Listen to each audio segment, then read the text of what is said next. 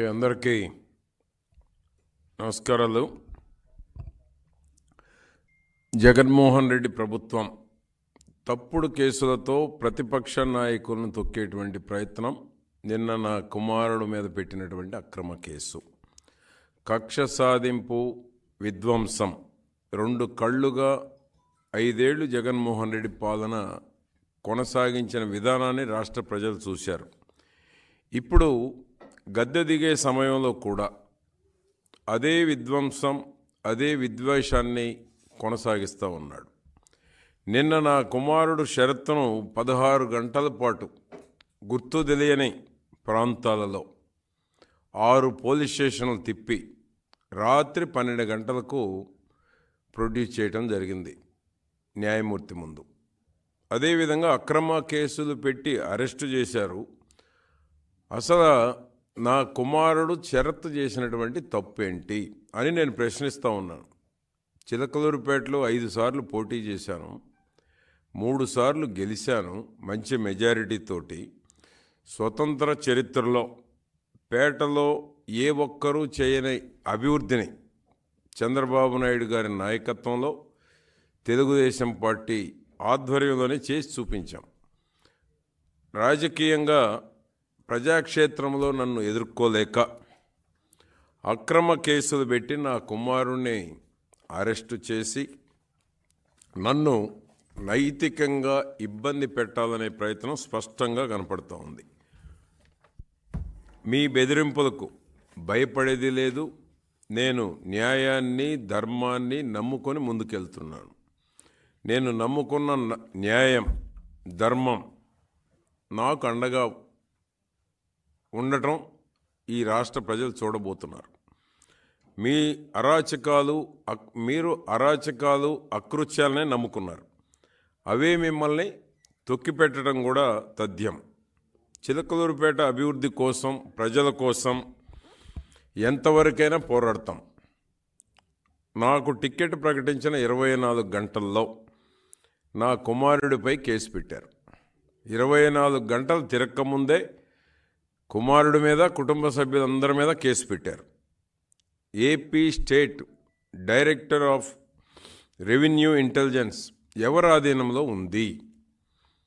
ప్రభుత్వానికి సంబంధం లేకుండా రెవెన్యూ ఇంటెలిజెన్స్ సృష్టించి ఎందుకోసం, ఎవరిని ఇబ్బంది పెట్టడానికి? ప్రభుత్వ ప్రేరేపిత ఉగ్రవాదానికి నా కుమారుడిపై పెట్టిన కేసు డిఆర్ఐ వ్యవస్థ రూపకల్పనే సాక్ష్యం. వ్యవస్థలను విచ్ఛిన్నం చేసి తన వికృత చేష్టలకి జగన్మోహన్ రెడ్డి ప్రభుత్వ యంత్రాంగాన్ని వాడుకుంటున్నారు.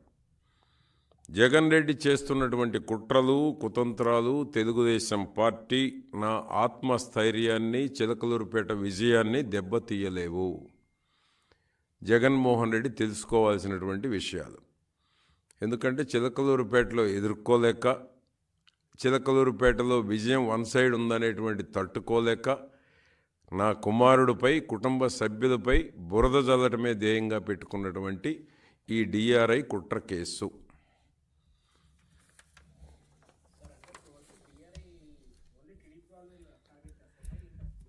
డిఆర్ఐ వ్యవస్థని ఏర్పాటు చేసుకుంది జగన్మోహన్ రెడ్డి గారు. ప్రతిపక్ష పార్టీ నాయకుల్లో ఎవరైతే సమర్థత ఉన్నారో, ఎవరినైతే దెబ్బతీయాలి, ఎవరి మీద కుట్ర చేయాలి, ఎవరి మీద బురద చల్లాలి, ఎవరి మీద అక్రమ కేసులు పెట్టాలి, దానికోసం రూపకల్పనే ఈ డిఆర్ఐ, ఏపీ స్టేట్ డిఆర్ఐ. కేవలం దానికోసమే ఏర్పాటు చేసుకున్నాడు జగన్మోహన్ రెడ్డి గారు. డిఆర్ఐ వ్యవస్థ ఏర్పాటు చేసినటువంటి దగ్గర నుంచి ఈ రోజు వరకు కూడా తెలుగుదేశం పార్టీ నేతలే లక్ష్యంగా డిఆర్ఐ పనిచేస్తూ ఉంది. నోటీసులు ఇవ్వలేదు. కేసు నాకు సీటు ప్రకటించిన 24 గంటల్లో కేసు రిజిస్టర్ చేశారు. రిజిస్టర్ అయినటువంటి కేసు ఆన్లైన్లో పెట్టలేదు, మాకెక్కడ నోటీసు ఇవ్వలేదు.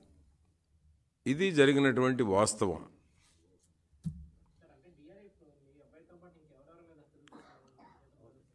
అంటే ఇప్పుడు వాళ్ళ టార్గెట్స్ ఉన్నాయి. ఎన్నికల సమయం, డైవర్ట్ చేయాలి, తాడేపల్లిగూడెం సభ బ్రహ్మాండంగా సక్సెస్ అయింది. చంద్రబాబు గారు పవన్ కళ్యాణ్ స్పీచ్ ప్రజల్లో డిస్కషన్ జరుగుతుంది. దాన్ని డైవర్ట్ చేయాలి. దాన్ని డైవర్ట్ చేయటంలో భాగమే నా కుమారుడి మీద పెట్టినటువంటి ఈ డిఆర్ఐ కేసు. నిన్నంతా మీడియా డైవర్ట్ అయిపోయింది కదా. ఈరోజు గురజాలు జరగబోతోంది, రేపు మళ్ళీ ఎల్లుండి ఎవరినొకరిని పెడతారు. ఒక సభ జరగటం, తెల్లారి డైవర్షన్కి ఈ డిఆర్ఐ ఒకరిని బలి చేయటం. ఆ విధంగా ఈరోజు డిఆర్ఐ ప్రతిపక్షంలో ఉన్న తెలుగుదేశం పార్టీ నాయకుల టార్గెటే ఎజెండాగా డిఆర్ఐ పనిచేస్తూ ఉంది. ఇంకా ఉంటారు, మీరే చూడబోతారు. ఇప్పుడు జరిగినవి చూశారు కొన్ని. ఎవరెవరు జరుగుతాయనేటువంటిది కాలమే నిర్ణయిస్తూ ఉంది. వాళ్ళు టార్గెట్గా పెట్టుకున్నారు కొంతమందిని. తెలుగుదేశం పార్టీలో బలమైనటువంటి వాళ్ళని ఎట్లా దెబ్బతీయాలి, ఎట్లా బురద చల్లాలి, ఎట్లా క్రెడిబిలిటీ దెబ్బతీయాలి అనేటువంటి ఆలోచన తప్ప దానివల్ల వాళ్ళకే నష్టం జరుగుతుంది అనేటువంటిది వాళ్ళకి ఇంకా రియలైజేషన్ రాలేదు. వాళ్ళు ఎంతసేపటికి ఎదుటివాడిని దెబ్బ కొట్టామని సంతోషిస్తున్నారు తప్ప, ఎదుటివాడి మీద కేసులు పెట్టామని సంతోషిస్తున్నారు తప్ప, ఎదుటివాడి మీద నాలాగా కేసులు పెట్టాలనే ఆతృత తప్ప, దీనివల్ల ఎవరి గోతిలో వాళ్ళు పడబోతున్నాం అనేటువంటిది తెలుసుకోవట్లే. ఈరోజు కూడా వాళ్ళు తన చెల్లె మాట్లాడింది అన్న గురించి. తన చెల్లికే అన్న మీద నమ్మకం లేకపోతే ఇంకా రాష్ట్ర ప్రజలకు ఏముంటుందని నేను అడుగుతా ఉన్నాను.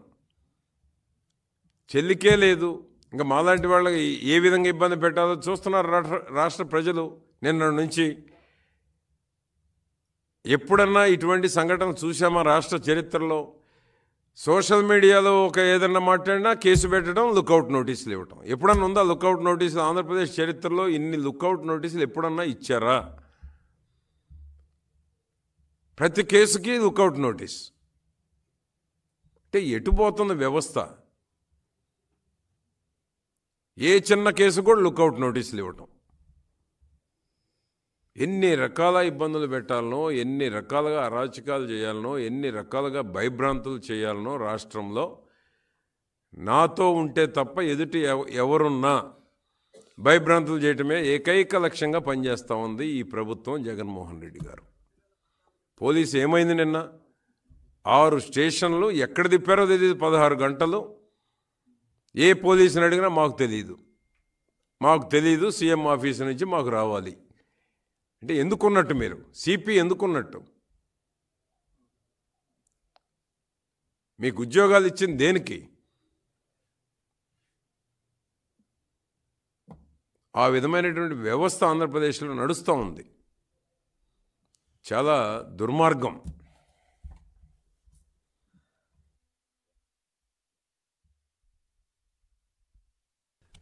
అందరికీ నమస్కారం. నిన్న మాజీ మంత్రివర్యులు ప్రత్తిపాటి పుల్లారావు గారి కుమారుడు శరత్ పైన, అలాగే కుటుంబ సభ్యులపైన కూడా, పుల్లారావు గారి శ్రీమతి గారి పైన, ఇంకా ఇతర కుటుంబ సభ్యులపైన కూడా అక్రమమైనటువంటి AP state director of revenue intelligence అని చెప్పి ఆ సంస్థ ద్వారా ఒక అక్రమ కేసు పెట్టి అరెస్ట్ చేసి ఎవరికి తెలియకుండా స్టేషన్లన్నీ కూడా తిప్పి రాత్రి ఎప్పటికో మరి మాచవరం పోలీస్ స్టేషన్లో అక్రమ కేసుని రిజిస్టర్ చేసి 409, 461, 420 రకరకాల సెక్షన్స్ వేసి తెల్లవారుజామున మ్యాజిస్ట్రేట్ గారి ముందు పెట్టడం, రిమాండ్ వేయటం అనేది నిజంగా ఇది చాలా చాలా దుర్మార్గమైనటువంటి చర్య. దీనిని యావత్ ఆంధ్ర రాష్ట్ర ప్రజలే కాదు, ప్రతి ఒక్క తెలుగు బిడ్డ తీవ్రంగా ఖండిస్తూ ఉన్నాయి. ఇవాళ కేవలం ఒక కక్ష సాధింపులో భాగంగా ఇవాళ చిలకలూరుపేటలో వన్ సైడ్గా ఉంది.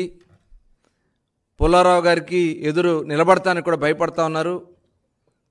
కాబట్టి రాష్ట్రంలో కూడా చాలామంది వైసీపీ నాయకులు, జగన్మోహన్ రెడ్డి ఆత్మగా భావించినటువంటి వ్యక్తులు కూడా బయటకు వచ్చేస్తూ ఉన్నారు.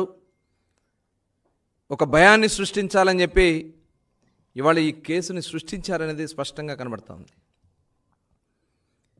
ఇందులో కనీసం నోటీస్ ఇవ్వాలి, దాని మీద విచారణ చేసుకోవాలి, వాళ్ళ నుంచి రిప్లై తీసుకోవాలి. ఇవేమీ లేకుండా డైరెక్ట్గా తీసుకెళ్ళి అరెస్ట్ చేసి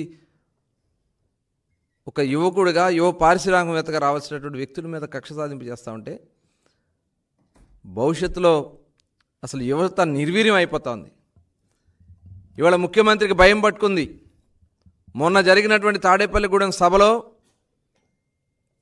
నిన్న రాష్ట్రం అంతా కూడా చర్చ జరుగుతూ ఉంటే అభ్యర్థులు కూడా మిగలరేమనే భయంతో ఈ అరెస్టుల ద్వారా తన ఉనికిని కాపాడుకోవాలని చెప్పి ఈ ముఖ్యమంత్రి చేస్తున్నటువంటి ప్రయత్నం. మమ్మల్ని అందరినీ అరెస్ట్ చేసావు, జైల్లో పెట్టావు, ఎవరూ మేము లెక్క చేయలే. ఇవాళ కుటుంబ సభ్యుల్ని చేస్తే భయపడతాం అనుకున్నాము జగన్మోహన్ రెడ్డి. ఈ రాష్ట్రం కోసం ఏ త్యాగాలకైనా మేము సిద్ధంగా ఉన్నాం. చంద్రబాబు నాయుడు గారు కానీ, పవన్ కళ్యాణ్ గారు కానీ, యావత్ తెలుగుదేశం పార్టీ కుటుంబ సభ్యులు కానీ, జనసేన కానీ ఈ రాష్ట్రాన్ని కాపాడుకోవడం కోసం, భవిష్యత్ తరాన్ని కాపాడుకోవడం కోసం ఏ త్యాగానికైనా మేము సిద్ధం. ఇవాళ ఎన్ని ఇబ్బందులు పెట్టినా నిన్న చూశాను, చాలా బాధ అనిపించింది. తెల్లవారుజాము 4 గంటలకి ఒక పసివాడిని రాజమండ్రి జైలు పంపిస్తారా? జైలుకు పంపిస్తారు. అది రాజమండ్రి పంపారు, విజయవాడ పంపారు. ఇలాంటి దుర్మార్గమైనటువంటి కార్యక్రమాలు చేస్తే నువ్వు పెట్టుకున్నావు సూట్ కేస్ కంపెనీలు, ఈ రాష్ట్రాన్ని దోచుకున్నావు. తండ్రి అధికారాన్ని పెట్టుకుని లక్షల కోట్లు దోచుకున్నావు. ఇవాళ అధికారాన్ని అడ్డం పెట్టుకుని అరెస్టులు చేపిస్తా ఉన్నావు. నీ దోపిడీని బయటపడకుండా ఉండాలని, నీ అక్రమాలు తప్పించుకోవాలని అనుకుంటా ఉన్నావేమో, అది జరగవు. సిఐడిని వాడుకున్నావు జేబు సంస్థలాగా. ఇప్పుడు ఈ కొత్తగా రెవెన్యూ ఇంటెలిజెన్స్ అని పెట్టి తప్పుడు కేసులు పెడితే భయపడతాం అనుకుంటా ఉన్నాము. ఎన్నికలకి ఇంకా ఒక 10 రోజుల్లో మనకి నోటిఫికేషన్ రాబోతూ ఉంది. ఈ సమయంలో నువ్వు భయాందోళన సృష్టించి దారి మళ్లించాలనేమో లేకపోతే మోసం చేయాలని చూస్తే అది జరగనేమో. ఖచ్చితంగా ప్రతి ఒక్కరు కూడా రోడ్డు ఎక్కుతాం. నీ అక్రమాలు అన్యాయాల్ని ప్రజలకు వివరిస్తాం. ఇవాళ ఖచ్చితంగా మాకు న్యాయం జరుగుతుంది. న్యాయస్థానంలో త్వరలోనే షరతు బయటకు వస్తారు. ఇవాళ భవిష్యత్తులో ఇలాంటి కార్యక్రమాలు చేయాలంటే భయపడే విధంగా ఖచ్చితంగా ప్రజల్ని చైతన్యం చేసుకుని ముందుకు తీసుకెళ్తాం.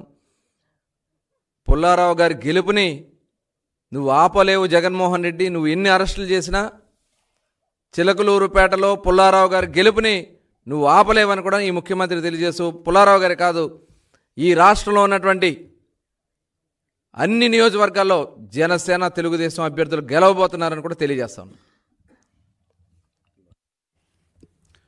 అందరికీ నమస్కారం అండి. నిన్న మా నాయకులు పత్తిపాటి పుల్లారావు గారి కుమారులు శ్రీ శరత్ గారిని అన్యాయంగా అక్రమంగా అరెస్ట్ చేసి మరి సార్కి నామే టికెట్ కన్ఫర్మ్ అయిన 24 గంటల్లో కేసులు పెట్టి అరెస్ట్ చేయటాన్ని యువ పారిశ్రామికవేత్తలని నిర్వీర్యం చేయటం ద్వారా తెలుగుదేశం పార్టీని దెబ్బ కొట్టాలనేటువంటి ఒక దురాలోచన జగన్మోహన్ రెడ్డి చేస్తున్నాడంటే పెచ్చుమీరిన జగన్మోహన్ రెడ్డి రాజకీయ కక్షకు నిదర్శనం. ఎన్నికల ముందు ప్రతిపక్షాలపై అరెస్టుల పర్వమా? ఏపీఎస్డిఆర్ఐ చట్టాన్ని అడ్డం పెట్టుకొని 12 శాఖల్లో 13 చట్టాలని మింగేయాలని చూస్తున్నాడు జగన్మోహన్ రెడ్డి. అంటే ఇది చాలా దారుణమైనటువంటి విషయం.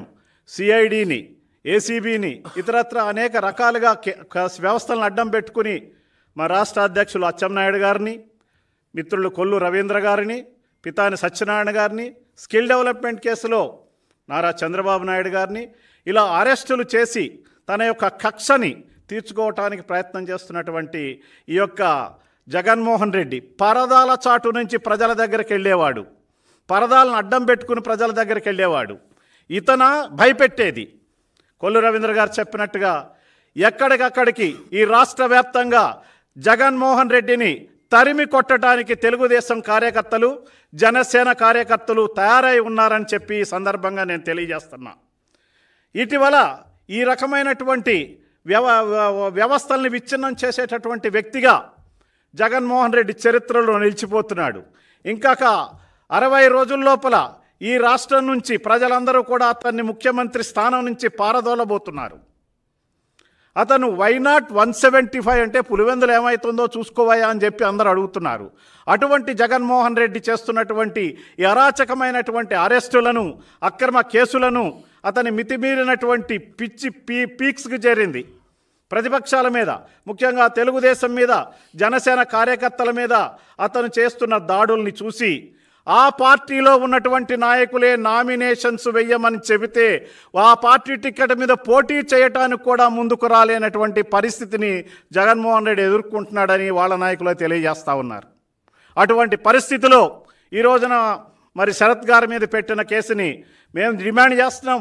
వెంటనే విత్డ్రా చేసుకుని క్షమాపణ చెప్పాలి, ప్రతిపక్షాలకు క్షమాపణ చెప్పాలి, ప్రజాస్వామ్యాన్ని పునరుద్ధరించడానికి నువ్వు ప్రయత్నం చేయాలి. లేకపోతే ఈ ప్రజలందరూ కూడా నువ్వు ఎక్కడో పోవాలనుకుంటున్నావు, తరిమి కొట్టి బంగాళాఖాతంలో నిన్ను కలిపేస్తారని చెప్తున్నా.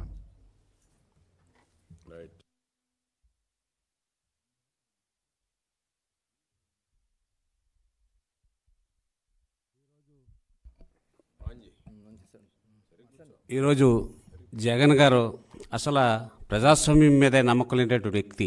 ప్రతిపక్షాల మీద తప్పుడు కేసులు పెడుతూ ఎవరైనా పలుకుబడి పెరిగిపోతుంటే, ఎవరైనా ఎన్నికల్లో నిలబడే వాళ్ళ మీద తప్పుడు కేసులు పెట్టి ఓడించాలి, వాళ్ళు నైతికంగా దెబ్బతీయాలనే ప్రయత్నంలోనే జగన్మోహన్ రెడ్డి ఉన్నారు. అసలు ప్రజాస్వామ్య వ్యవస్థలో నువ్వు ముఖ్యమంత్రి చేసే అర్హత జగన్ గారికి లేదనేది మా అభిప్రాయం. ఈవేళ తాడేపల్లిగూడు సభ చూశాక, జనసేన టీడీపీ సభ చూశాక నీకు లాగులు తడిసిపోతున్న పరిస్థితులు గమనిస్తున్నావు. ఈవేళ అందుకే ఇటువంటి చర్యల్ని నువ్వు ప్రోత్సహిస్తున్నావు. ఈవేళ నువ్వు చెప్తావు, నీ మాటలకు విశ్వనీతి లేదు. పవన్ కళ్యాణ్ గారిని దత్తపుత్రుడు అంటావు. ఎగతాళి చేస్తున్న వ్యక్తులుగా ఆయన దత్తపుత్రుడైన చంద్రబాబు నాయుడు గారిని సొంత తండ్రి కంటే ఎక్కువ ప్రేమిస్తున్నాడు. ఈ పొత్తులు చెడగొట్టాలనే ప్రయత్నంలో నువ్వు సక్సెస్ కావు. ఈవేళ రాష్ట్రంలో ఉన్న వాళ్ళందరికీ పిల్లలకి నేను మేనమామ అంటున్నావు. నువ్వు సొంత మేనల్లోనే దీవించలేకపోయావు, ఆశీర్వాదించలేకపోయావు. నువ్వు మేనమామ ఎలాగవుతావు అనేది జగన్ గారిని ప్రశ్నిస్తూ, నీ భయాలకి, నీ భయపడతలకి, తప్పుడు కేసులకి ఎవ్వరో భయపడరు. మా పుల్లారావు గారి యొక్క విజయాన్ని నువ్వు ఏ నిమిషానికి కూడా ఆపు చేయలేవు అనేది తెలియజేస్తున్నావు.